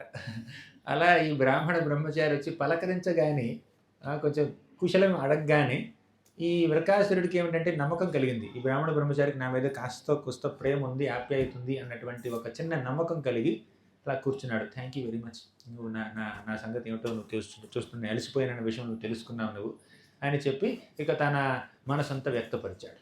నేను వృకాసురుణ్ణి, నేను మహారాక్షసుని, నాకు ఒక వరం కావాలి, వారం రోజులు తపస్సు చేశాను, శివుడు వచ్చాడు, నా గాయాలని మానిపాడు, వరం కూడా ఇచ్చాడు. ఇప్పుడు నా నెక్స్ట్ స్టెప్ ఏంటంటే శివుని చంపేసి నేను పార్వతీదేవిని తీసుకోవాలనుకుంటున్నాను. థ్యాంక్ యూ వెరీ మచ్, నువ్వు నా బాగోగులు చూసావు అని చెప్పి కొంచెం మనసు ఎమోషన్స్ ఆయన సాటిస్ఫై అయినాయి అనమాట. అప్పుడు ఈ బ్రాహ్మణ బ్రహ్మచారి అంటే విష్ణు ఏమన్నాడంటే, శివుడు వరం ఇచ్చాడా? ఖచ్చితంగా వర్క్ అవ్వదు, అది గ్యారెంటీ. చూడు, కావాలంటే నీ చెయ్యి నేను ఎత్తి మీద పెట్టుకుని చూడు, ఏమీ జరగదు, ఒక అగ్గిపుల్ల గీసినట్టు కూడా ఉండదు అని చెప్పి కొంచెం ఎష్యూరెన్స్ ఇచ్చాడు అనమాట. నిజంగానా? శివుడు వరం పనిచేయదా? నిజం పనిచేయదు. ఒకప్పుడు దక్షుడు చెప్పించాడు, చాలా జరిగినాయి, శివుడు వరాలు పనిచేయవు అని అన్నాడు. అని పనిచేస్తాయి. ఈ పిచ్చివాడు మన వృకాసురుడు శివుడు వరాలు పని చెయ్యవు అని ఎక్స్పెక్ట్ చేసి ఆ మాట నమ్మేసి నెత్తిమే చేయబెట్టుకున్నాడు, భస్మైపోయాడు. ఈ విధంగా విష్ణువు శివుడిని కాపాడాడు అనమాట. ఇలా అంటే ఎవరు గొప్ప అనేది కాదు విషయం. ఇక్కడ వీళ్ళందరూ సృష్టిని నడిపించడానికి వారి పాత్రల్ని పోషిస్తున్నారు. శివుడు ధ్వంసం చేస్తాడు, విష్ణువు పోషిస్తాడు, బ్రహ్మ సృష్టిస్తాడు. అవునా? ఈ ముగ్గురిని గుణావతారాలు అంటారు. ఇంకా వేరే అవతారాలని వాటి తర్వాత చెప్పుకుందాం మనం. కానీ ఈ ముగ్గురిని గుణావతారాలు అంటారు. ఈ గుణావతారాలన్నీ కృష్ణుడి నుంచి ఉద్భవించాయి. ఎలా అయితే పురుషావతారాలు ఆయన నుంచి వచ్చాయో అలాగే గుణావతారాలు కూడా ఆయన నుంచే వచ్చాయి. తర్వాత ఇంకా యుగావతారాలు ఉన్నాయి. సంభవామి యుగే యుగ అన్నాడు, క్లియర్గా అన్నాడు భగవద్గీతలో. యం బ్రహ్మా వరుణేంద్ర రుద్రమృత స్తన్వంతి దివ్యై స్తవై వేదై సాంగపదక్రమోపనిషదై గాయంతి యం సామగాః. అలా వేదాలన్నీ ఆయన్నే కీర్తిస్తున్నాయి. వేదాలన్నీ ఆయన నామాన్ని జపించమని మనకి ప్రిస్క్రైబ్ చేస్తున్నాయి. గొప్ప గొప్ప మహర్షులు, భక్తులు, ఫిలాసఫర్స్ వీళ్ళందరూ ఏమంటున్నారంటే, కృష్ణుడు చెప్పినటువంటి ఆ భగవద్గీతని పఠించు, అప్పుడు నువ్వు భగవద్ధామానికి చేరుకోగలవు అని కృష్ణుడు చెప్పినటువంటి ఆ గీతాశాస్త్రాన్ని రికమెండ్ చేస్తున్నారు. ఆయన దేవాదిదేవుడు అనడానికి ఎన్నో నిరూపణలు అనమాట. ఇప్పుడు శంకరాచార్యులు ఏమంటారంటే, శంకరాచార్యుడు ఎవరు? సాక్షాత్తు శివుడి యొక్క రూపం. ఆయన ఏమంటారంటే ఏకం శాస్త్రం దేవకీ పుత్ర గీతం ఏకో దేవో దేవకీ పుత్రస్య ఏవ ఏకో మంత్రస్తస్య నామాని యాని మంత్రాప్యేకం కర్మాప్యేకం తస్య దేవస్య సేవ ఏకం శాస్త్రం దేవకీ పుత్ర గీతం. ఒకే శాస్త్రం, దేవకీ పుత్రుడు కృష్ణుడు చెప్పినటువంటి గీత చదువు చాలు అని శివుడు అంటున్నాడు ఇక్కడ. ఏకో మంత్రస్తస్య నామాని అని, ఒక మంత్రం చాలు, ఆయన యొక్క మంత్రాన్ని, కృష్ణ మంత్రాన్ని చెప్పించి చాలు. శత్రుచ్ఛేదైక మంత్రం సకలముపనిషద్వాక్య సంపూజ్య మంత్రం సంసారోచ్ఛేద మంత్రం సముచిత తమసః సంఘ నిర్యాణ మంత్రం సర్వైశ్వర్యైక మంత్రం వ్యసన భుజగ సందష్ట సంత్రాణ మంత్రం జిహ్వే శ్రీకృష్ణ మంత్రం జప జప సతతం జన్మ సాఫల్య మంత్రం. చాలామందికి తెలిసి ఈ శ్లోకం. కృష్ణ మంత్రం మన యొక్క సంసార సాగరాన్ని పటాపంచలు చేసే మంత్రం. మనల్ని భవసాగరం నుంచి బయటికి తీసుకువచ్చి భగవంతుడి యొక్క పాదపద్మాల దగ్గర నిలిపే మంత్రం కృష్ణ మంత్రం. ఇలా శంకరాచార్యులు అంటున్నారు, ఏకో మంత్రస్తస్య నామాని అని, ఒక్క మంత్రం చాలు కృష్ణ నామాన్ని చెప్పించి అంటున్నారు. ఇంకా ప్రూఫ్ ఏం కావాలి? ఇంకా చెప్తాను నేను. బ్రహ్మదేవుడు ఏమన్నాడు? శివుడు అన్నమాట విన్నాం మనం, బ్రహ్మదేవుడు అన్నమాట విన్నాం. బ్రహ్మ సంహితలో బ్రహ్మదేవుడు ఏమన్నాడంటే, ఈశ్వర పరమః కృష్ణ సచ్చిదానంద విగ్రహ అనాదిరాదిర్గోవింద సర్వకారణ కారణం అన్నాడు. అంటే అనాదిరాదిర్గోవింద, ఆయనకి ఆది లేదు, అన్నింటికీ ఆయన అదే, ఆయన గోవిందుడు, సర్వకారణ కారణం, అన్ని కారణాలకి కారణం ఆయనే. ఈ మాట కేవలం బ్రహ్మదేవుడే కాదు, గజేంద్రుడు కూడా అన్నాడు భాగవతం 8వ స్కందంలో. నమో నమస్తే అఖిల కారణాయ నిష్కారణాయ అద్భుత కారణాయ సర్వాగమాంనాయ మహార్ణవాయ నమోపవర్గాయ పరాయణాయ. నమో నమస్తే అఖిల కారణాయ, అన్నింటికీ కారణభూతుడు నువ్వే. నిష్కారణాయ, నీకు కారణం అంటూ లేదు. అద్భుత కారణాయ, అందుకే నువ్వు అద్భుత కారణాయ. సర్వ ఆగమ ఆమ్నాయ మహార్ణవాయ, ఓ కృష్ణ నువ్వు ఒక మహార్ణవానివి, అంటే నువ్వు ఒక పెద్ద మహాసాగరానివి, సముద్రానివి. శాస్త్రాలు మనకి బోధించే ఎన్నెన్నో ఆధ్యాత్మిక మార్గాలు నదుల వంటి. ఎలా అయితే నదులు పారి పారి సముద్రంలోకే చేరుకుంటాయో, అలాగే శాస్త్రాలన్నీ మనకి నేర్పించేటటువంటి ఈ ఆధ్యాత్మిక మార్గాలన్నీ నిన్నే చేరుకుంటాయి. అంటే కొంతమంది కర్మయోగం పాటిస్తారు, కొంతమంది జ్ఞానయోగం పాటిస్తారు, కొంతమంది భక్తి యోగం పాటిస్తారు. కానీ ఏ యోగాలైనా, అష్టాంగ యోగం అయినా ఏ యోగం అయినా చేరుకోవాల్సింది కృష్ణుణ్ణి. ఇప్పుడు గ్లాసుల పాలు ఉన్నాయండి మీ దగ్గర, గ్లాసుల పాలు ఉన్నాయి. దాన్ని మీ యొక్క ఇంద్రియాలతో మీరు ఎలా అయినా అప్రోచ్ అవ్వచ్చు. ఈ గ్లాసుల పాలను మీరు కళ్ళతో చూశారనుకోండి, ఏమర్థమవుతుంది మీకు? అదొక తెల్లటి పదార్థం అని అర్థమవుతుంది, అంతకన్నా ఎక్కువ ఏం అర్థం కాదు. చెవులతో విన్నారనుకోండి, అదే A1 మిల్క్ A2 మిల్క్ అంటారు చూడండి, పాలలో ఉన్నటువంటి ఆ పోషక విలువలు ఏమిటి అవన్నీ అంత అర్థమవుతుంది మీకు, అంతకన్నా ఎక్కువ అర్థం కాదు. చేత్తో అంటుకున్నారనుకోండి, వేడిగా ఉన్నాయా, చల్లగా ఉన్నాయా, వెచ్చగా ఉన్నాయా, గోరువెచ్చగా ఉన్నాయా అంత అర్థమవుతుంది, అంతకన్నా ఎక్కువ అర్థం కాదు. అదొక లిక్విడ్ అని కూడా తెలుస్తుంది, అవునా? అలాగే మీరు ముక్కుతో ఎప్పుడో చేయారనుకోండి, దాని సువాసన మాత్రమే తెలుస్తుంది, అంతకన్నా ఎక్కువ అర్థం కాదు. అంతకన్నా దాని యొక్క ప్రాముఖ్యతని మీరు అర్థం చేసుకోలేరు, అవగతం చేసుకోలేరు. కానీ నోట్లో పోసుకున్నారనుకోండి, పాలని తాగారనుకోండి, అప్పుడు ఆ పాల యొక్క పూర్తి బెనిఫిట్ మీకు వస్తుంది, అవునా? అలాగే భగవంతుణ్ణి, కృష్ణుణ్ణి మనం ఒక జ్ఞాన మార్గంలో సమీపించడానికి ప్రయత్నిస్తే ఆయన బ్రహ్మజ్యోతిగా కనిపిస్తాడు. కొంతమంది అనుకుంటారు బ్రహ్మైక్యం పొందాలనుకుంటారు, ఆ బ్రహ్మజ్యోతి అంతా అనుకుంటారు, వాళ్ళు అవ్యక్తం అదే అంతా అనుకుంటారు. అలా కనిపిస్తాడు, ఎందుకంటే మన జ్ఞాన మార్గాన్ని పాటించాం కాబట్టి.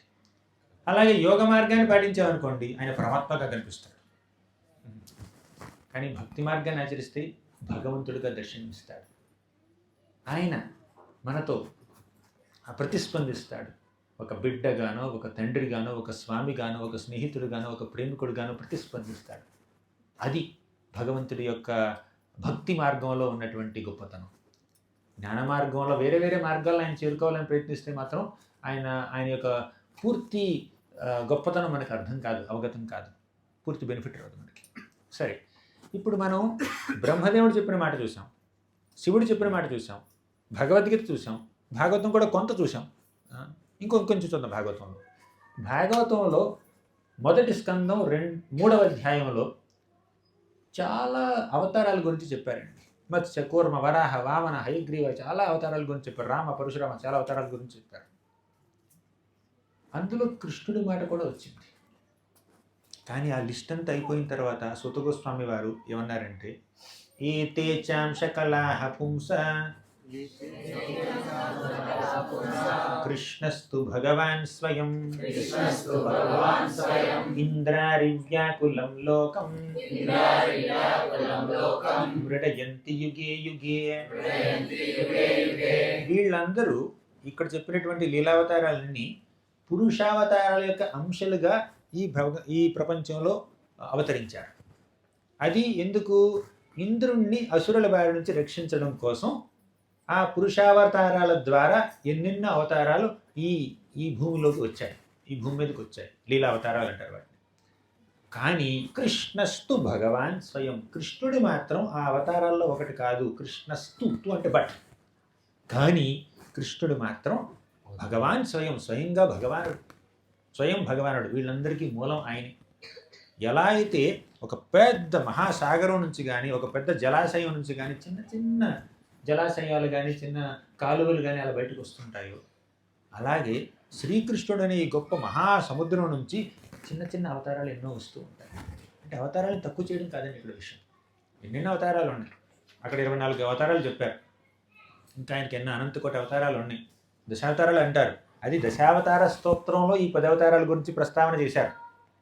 కానీ భగవంతుడు కొన్నది దశావతారాలు మాత్రమే కాదండి, అనంతకోటి అవతారాలు ఉన్నాయి. అందులో 10ని దాన్ని ఏమంటారు, ఆ దశావతార స్తోత్రంలో జయదేవ గోస్వామి వారు వాటి గురించి రాశారు. కానీ 10కి మాత్రమే ఇది పరిమితం కాదు. భగవంతుడికి ఎన్నెన్నో అవతారాలు ఉన్నాయి. ఇప్పుడు అన్ని అవతారాలకు మూలం ఆయన. అవతారి అంటారు కృష్ణుని. అవతారా కాదు, అవతారి అంటే అవతారాలకు మూలం శ్రీకృష్ణ భగవానుడు అన్న విషయాన్ని చైతన్య చరితామృతంలో కూడా చెప్పారు. భాగవతంలో ఇక్కడ చెప్పారు కృష్ణస్తు భగవాన్ స్వయం అని. సరే, ఇప్పుడు కృష్ణుడు అవతారాలన్నింటికి మూలం. కానీ అవతారాలు తక్కువ, అది కాదు. ఈ అవతారాలన్నీ భగవంతుడి యొక్క రూపాలే.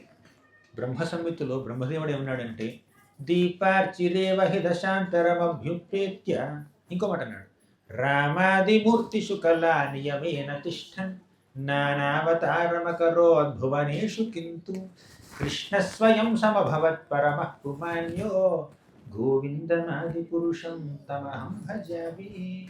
ఆ గోవిందుడు ఆది పురుషుడు. రామాదిమూర్తి శుకలా నియమైన తిష్టం మత్స్య, కూర్మ, వరాహ, వామన, నరసింహ, రామ, పరశురామ, ఇలా ఎన్నెన్నో అవతారాలు ఆయన నుంచి ఉద్భవిస్తే కృష్ణుడు మాత్రం కృష్ణ పరం, కృష్ణ స్వయం పరమ పురుషుడు అనమాట. ఆయన నుంచి వేరే అవతారాలన్నీ వచ్చాయి. ఇంకా చెప్పాలంటే భాగవతంలో వ్యాసుడు భాగవతాన్ని రాసే ముందు సరస్వతి నదీ తీరం మీద అలా కూర్చున్నాడు. ఆ హిమాలయ పర్వత ప్రాంతంలో ఆయన ధ్యానం చేశాడు. ఆ ధ్యానం ఎటువంటి ధ్యానం? భక్తి ధ్యానం. భక్తి భావంతో ధ్యానం చేసినటువంటి ఆయనకి మనసులో ఎవరు కనిపించారో తెలుసా? అనండి మీరు కూడా. భక్తి యోగేన మనసి సమ్యక్ ప్రణిహితే బలే అపశ్యత్ పురుషం పూర్ణం మాయాం చ తదపాశ్రయం. భక్తి యోగేన మనసి, మనసులో భక్తి భావంతో ఆయన ధ్యానిస్తున్నాడు. భక్తి యోగేన మనసి సమ్యక్ ప్రణిహితే అమలే, మనసుని పూర్తిగా సమ్యక్ అంటే కంప్లీట్గా భక్తి భావనలో నిమగ్నం చేసి ఆయన ఇలా ధ్యానిస్తున్నాడు. ఆ ధ్యానంలో ఎవరు కనిపించారు? అపశ్యత్ పురుషం పూర్ణం, పూర్ణ పురుషుడైనటువంటి శ్రీకృష్ణ భగవానుడు కనిపించాడు. పూర్ణ పురుషుడు అన్నారు. ఎందుకన్నారు తెలుసా? ఆయన పౌర్ణమి చంద్రుడు వంటివాడు. పౌర్ణమి రోజు చంద్రుడు పూర్తిగా కనిపిస్తాడు, పూర్ణంగా కనిపిస్తాడు. కానీ అమావాస్య రోజు కనిపించడు. ఏకాదశి రోజు కొంచెం 70%, 80% కనిపిస్తాడు. పాడ్యమి రోజు, తర్వాత పంచమి రోజు అలా 20%, 30% ఇలా కనిపిస్తాడు. సప్తమి, నవమి, దశమి, ఏకాదశి అన్ని రోజుల్లోనూ పార్షియల్గా కనిపిస్తున్నాడు కృష్ణుడు. చంద్రుడు పూర్తిగా కనిపించట్లేదు. కానీ పౌర్ణమి రోజు పూర్ణ చంద్రుడిని చూస్తే ఆ పూర్ణ చంద్రుడిలో సప్తమి చంద్రుడు ఉంటాడు, దశమి చంద్రుడు ఉంటాడు, ఏకాదశి చంద్రుడు ఉంటాడు. ఎలా అయితే మీరు 2000 రూపాయల నోట 1000 రూపాయల నోట్లో 10 రూపాయల నోటు ఉంటుంది, 50 రూపాయల నోటు ఉంటుంది, 20 రూపాయల నోటు ఉంటుంది, 100 రూపాయల నోటు ఉంటుంది. అలాగే పౌర్ణమి చంద్రుల్లో మిగిలిన తిథుల్లో ఉన్నటువంటి చంద్రులందరూ ఉంటారు. అదేవిధంగా అపశ్యత్ పురుషం పూర్ణం, శ్రీకృష్ణుని చూశాడు. ఆ శ్రీకృష్ణుని భాగవతంలో ఎలా వర్ణించారు? పూర్ణ పురుషుడని వర్ణించారు. ఆ పూర్ణ పురుషుడు శ్రీకృష్ణుడిలో ఆయన ఇతర రూపాలైనటువంటి వేరే అవతారాలు కూడా దాగి ఉన్నాయి. ఎప్పుడైతే కృష్ణుడు స్వయం భగవానుడు ఈ ప్రపంచంలోకి వస్తాడో అప్పుడు ఆయనతో పాటు అన్ని అవతారాలు కూడా వస్తాయి. అన్ని అవతారాల యొక్క లీలల్ని ఈ ఒక్క అవతారంలో ఆయన చూపించగలడు. అన్ని అవతారాలు ప్రదర్శించినటువంటి శక్తుల్ని ఇంకా గొప్పగా ఆయన కూడా ప్రదర్శించగలడు. ఇతర అవతారాల్లో లేని వాటిని కూడా ఆయన ప్రదర్శించగలడు. అంటే మీరు పౌర్ణమి చంద్రుడిని చూస్తే అందులో సప్తమి చంద్రుడు ఉన్నట్టే, కానీ సప్తమి చంద్రుడిని చూస్తే పౌర్ణమి చంద్రుడు లేడు. ఇప్పుడు మనం శివుడిని గురించి చెప్పుకున్నాం, బ్రహ్మ గురించి చెప్పుకున్నాం, విష్ణువు వాళ్ళందరికన్నా గొప్ప అని కూడా చెప్పుకున్నాం మనం. కానీ విష్ణువుకి కృష్ణుడికి ఉన్న కాస్త వ్యత్యాసాన్ని కూడా చెప్పుకుందాం. రెడీనా? ఇప్పుడు వైకుంఠానికి వెళ్ళండి. అక్కడ అమ్మ ఉందా? గోలోకానికి వెళ్తే యశోదమ్మ ఉంది. వైకుంఠంలో శ్రీమన్నారాయణుడి తల్లి ఎవరు? అంటే వాత్సల్య రసం అక్కడ మిస్ అయింది. అవునా? తప్పు చేయడం కాదండి, ఏమాత్రం కాదు. భగవంతుడు ఎన్నెన్నో రూపాల్లో తనని తాను అందరికీ యాక్సెసిబుల్ చేస్తూ ఉంటాడు. కాకపోతే కొన్ని రూపాలు చాలా అఫీషియల్గా, ఫార్మల్గా, రీగల్గా ఉంటాయి. కొన్ని రూపాలు ఎంతో తీయగా, చాలా అవైలబుల్గా, యాక్సెసిబుల్గా, స్వీట్గా, ఇన్నసెంట్గా ఉంటాయి. అవునా? ఇప్పుడు ఒక వ్యక్తి ఉన్నాడు స్కూల్లో మీ పిల్లలు చూసాను నేను, యూనిఫామ్ వేసుకుని కొంచెం ఫార్మల్గా ఉన్నారు. అవునా? కానీ ఇక్కడ కొంచెం క్యాజువల్గా ఉంటారనమాట. ఇంట్లో మీరు ధోతి కుర్త వేసుకుని తిలకం పట్టుకుని వైష్ణవ అవతారంలో ఉంటారనమాట. ఈ తీసుకుని ఆఫీస్కి వెళ్ళారు కదా, ఎస్టెక్ ఆఫీస్కి వెళ్తారా?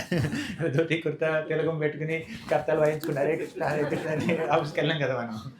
అంటే ఆఫీస్లో కొంచెం ఫార్మల్గా ఉండాలి, ఇంట్లో కొంచెం క్యాజువల్గా ఉండొచ్చు. ఇంట్లో ఏమిటంటే పిల్లలు ఉంటారు, తర్వాత కుటుంబ సభ్యులు ఉంటారు, తల్లిదండ్రులు, భార్య, పిల్లలు, భర్త, వీళ్ళందరూ ఉంటారు. వాళ్ళ ముందు మనం ఎక్కువ న్యాచురల్గా ఉంటాం, ఎక్కువ ప్రేమగా ఉంటాం, ఆప్యాయతతో ఉంటాం. కానీ అక్కడికి వెళ్తే, ఆఫీస్లోకి వెళ్తే అమ్మ అనడం కష్టం, నాన్న అనడం కష్టం, సార్ మేడం అనాలి. అలాగే పిల్లని బాబు పాప అనడం కష్టం, అక్కడ కొంచెం పేర్లు పెట్టి మాట్లాడాలి. అంటే అక్కడ కొంచెం డీలింగ్స్ అన్నీ చాలా ఫార్మల్గా ఉంటాయి. అవునా? ఆఫీస్లో. కానీ ఇంట్లో చాలా ఆప్యాయతతో, తీయగా, క్యాజువల్గా, చాలా ఎక్కువ ఫార్మాలిటీస్ ఉండవు అన్నమాట. అదేవిధంగా గోలోక వృందావనంలో కృష్ణుడు ఇంట్లో ఉన్న దేవుడితో సమానం, వైకుంఠంలో కృష్ణుడు ఆఫీస్లో ఉన్న దేవుడితో సమానం. అవునా? అంటే ఒకటే, కృష్ణుడు విష్ణు ఒకటే, కానీ is God at office, is God at home. అది అంతే తేడా, ఇద్దరు ఒకటే. ఇప్పుడు బృందావనంలో కృష్ణుడు అన్ని రసాల్లోనూ స్పందిస్తాడు. ఆయనకు తల్లి ఉంది, కోపం వస్తే తల్లి కొడుతుంది కూడా, అవునా? తిడుతుంది కూడా. కృష్ణుడు ఒకసారి అంది, కృష్ణ బురదలో దొరుకుతున్నాడు, నువ్వైనా పందివా అంది. నిజంగా అప్పుడు కృష్ణుడు ఏమన్నాడు? అవును, నేను పందినే అన్నాడు. పూర్వజన్మలో నేను పందిని, వరాహవతారని అన్నాడు. అవునా? అంటే అలా విష్ణువుని ఎవరు అనలేరు, నువ్వు పందివని ఎవరైనా అనలేరు. అంటే ఎందుకంటే వైకుంఠంలో అక్కడ అమ్మ లేదు. అక్కడ అంటే వైకుంఠంలో వాత్సల్య రసం లేదు కాబట్టి, ఆఫీస్ కదా, ఆఫీస్లో తల్లిదండ్రులు వెళ్ళి గోరుముద్దలు తినిపించే ఇది ఉండదు అనమాట. అదేవిధంగా మన కృష్ణుడి బృందావనంలో ఆయన్ని అఖిల రసామృతమూర్తి అంటారు, రసరాజ్ అంటారు, రసో వైస అంటారు. రసాలు 5 అండి: శాంతరసం, దాస్యరసం, సాఖ్యరసం, వాత్సల్య రసం, మాధుర్య రసం. ఇప్పుడు దాస్యరసం వైకుంఠంలోనూ ఉంది, శాంతరసం భక్తులకు పెద్ద ఇంట్రెస్ట్ ఉండదు, మనం ఫస్ట్ 4 చూసుకుందాం. దాస్యరసం వైకుంఠంలోనూ ఉంది, గోలోకంలోనూ ఉంది. కాకపోతే గోలోకంలో, బృందావనంలో ఆ దాస్యం కొంచెం తక్కువ ఉంటుంది అనమాట. రత్తక, పత్రక, చిత్రక అని కొంతమంది ఉన్నారు, నందమహారాజు ఇంట్లో ఉన్నటువంటి సేవకులు. వాళ్ళు ఒక రకంగా సేవిస్తూ ఉంటారు, కాబట్టి అది కాస్త తక్కువ. కానీ వైకుంఠంలో మ్యాక్సిమం దాస్యరసమే ఉంటుంది. దాస్యరసం మ్యాక్సిమం వైకుంఠంలో. ఇక సాఖ్యరసానికి వద్దాం. బృందావనంలో సాఖ్యరసం ఫుల్గా ఉంటుంది. ఎలా ఉంటుంది అంటే కృష్ణుడు తన తోటి బాలకులతో ఆడుకుంటాడు. ఆటల్లో వాళ్ళు గెలుస్తారు, ఈయన ఓడిపోతాడు. అప్పుడప్పుడు వాళ్ళు కాంపిటీషన్ పెట్టుకున్నప్పుడు, ఆట ఆడుకున్నప్పుడు ఎవరు గెలిస్తే వాళ్ళు ఓడిపోయిన వాళ్ళ వీప్ మీద ఎక్కాలి. ఉప్పు అంటారు కదా, ఉప్పు అంటారా ఇక్కడ తెలుగులో? ఉప్పు ఎక్కించుకోవాలి అంటారు కదా. అంటే ఎవరైతే ఓడిపోయారో వాళ్ళు వారి యొక్క భుజాల మీద తన గెలిచిన వాళ్ళని తీసుకెళ్ళాలి. కృష్ణుడు ఓడిపోతాడు.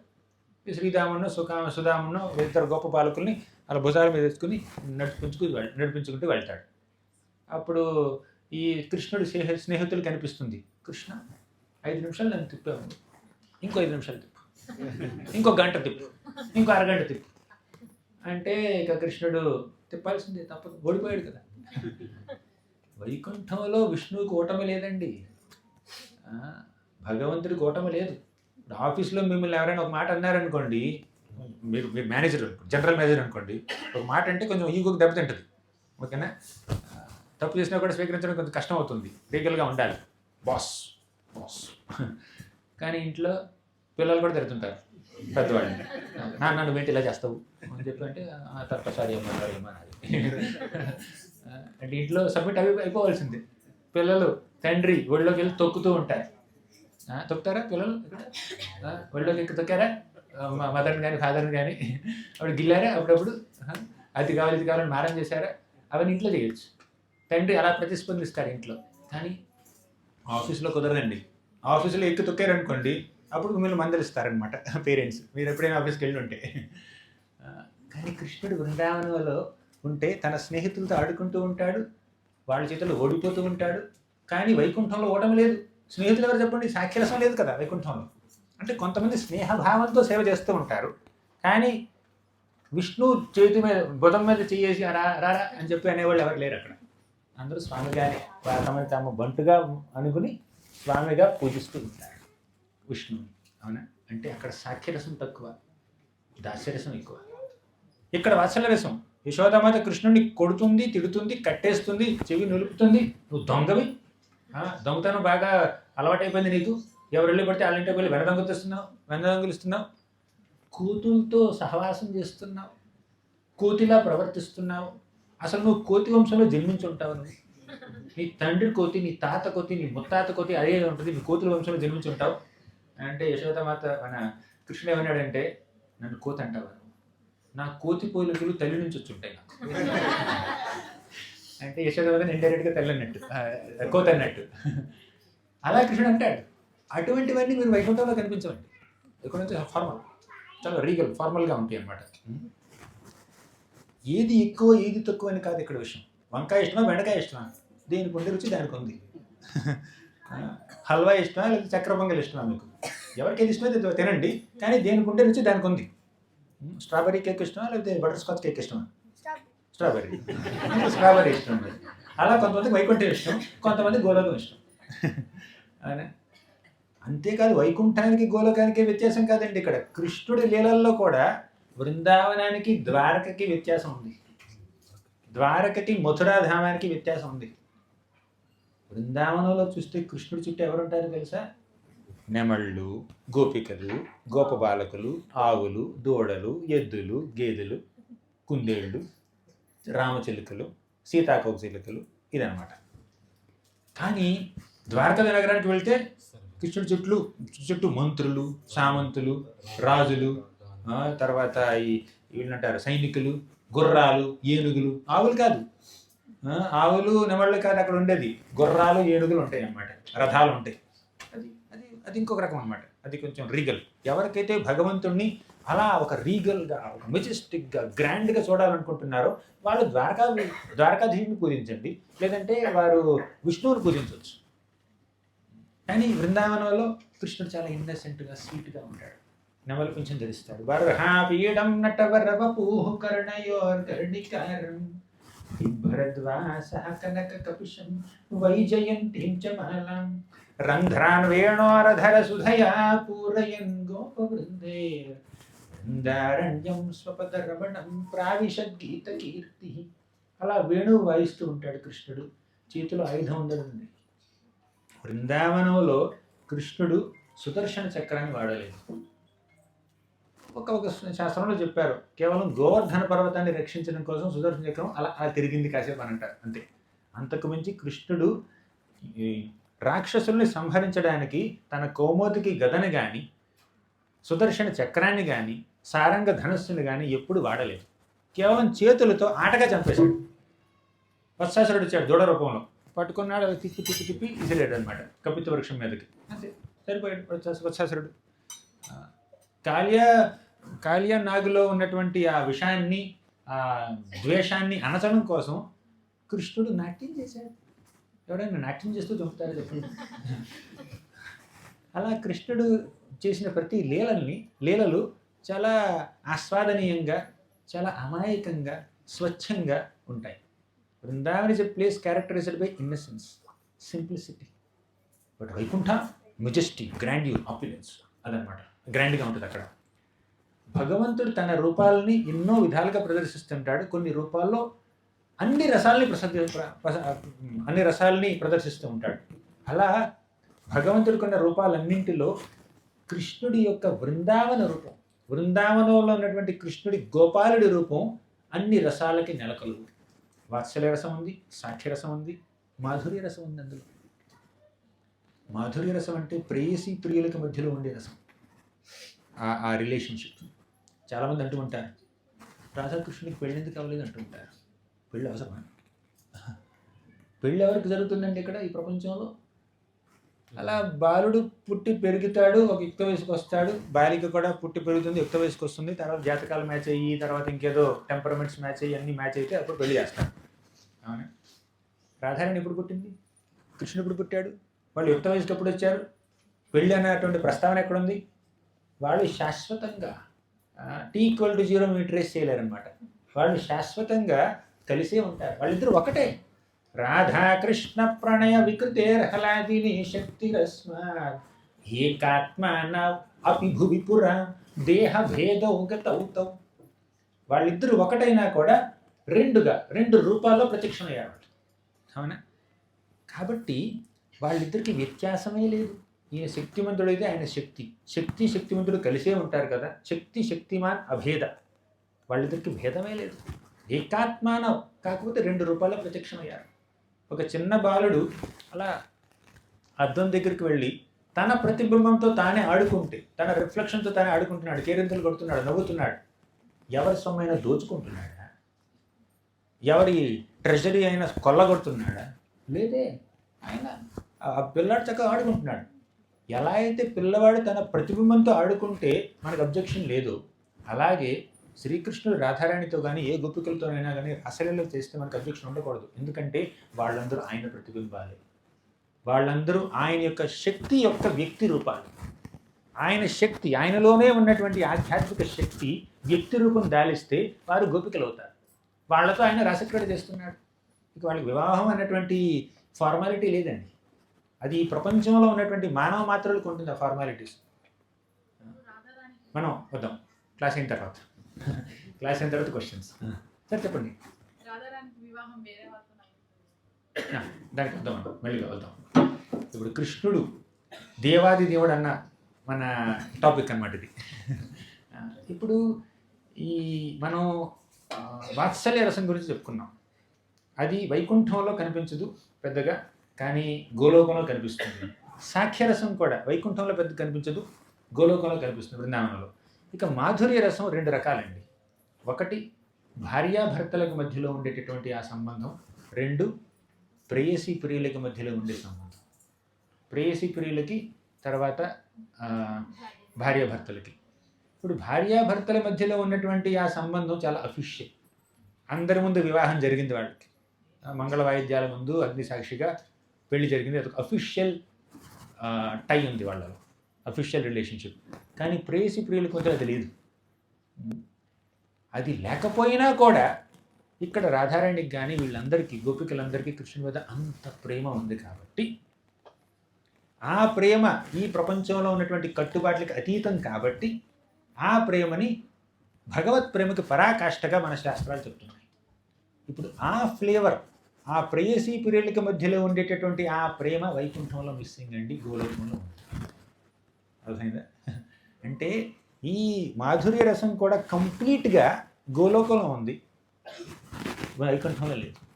అలా శ్రీకృష్ణ భగవానుడు ఏ రసంలోనైనా కూడా, ఏ సంబంధంలోనైనా, ఏ బాంధవంలోనైనా కూడా తన భక్తులందరినీ అన్ని విధాలుగా సంతృప్తి పరచగలడు. కాబట్టి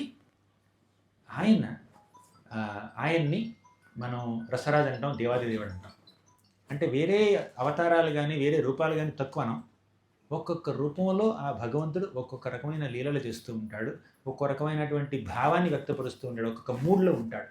ఎలా అయితే ఒక వ్యక్తి ఇంట్లో ఒక మూడ్లో ఉంటాడో, ఆఫీసులో ఇంకో మూడ్లో ఉంటాడు, అదేవిధంగా భగవంతుడు కూడా వైకుంఠంలో ఒక రకంగా ఉంటుంది ఆయన యొక్క వ్యవహారం, గోలోకంలో ఒక రకంగా ఉంటుంది. కాబట్టి కృష్ణుడికి ఈ ఆయన ఉన్నటువంటి విష్ణుతత్వ రూపాలకి పెద్దగా వ్యత్యాసం లేదు. కానీ ఉన్న వ్యత్యాసం అంతా ఏంటంటే భావనలు, శక్తి ప్రదర్శనలు, భక్తులతో ప్రతిస్పందించే విధానంలో ఆ వ్యత్యాసం ఉందన్నమాట. ఇప్పుడు కృష్ణుడికి బాల్యలీలలు ఎన్నో ఉన్నాయి.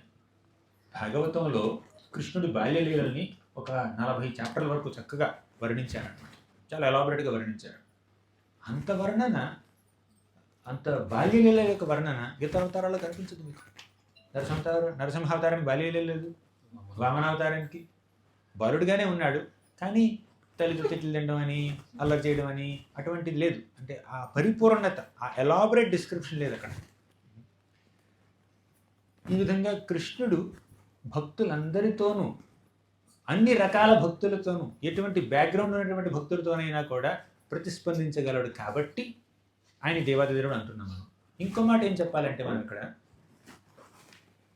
రాముడు అంటే ఇంకా వేరే అవతారాలు ఉన్నాయి, వాళ్ళు చాలా వరకు స్ట్రైట్ ఫార్వర్డ్గా ఉంటారు అనమాట.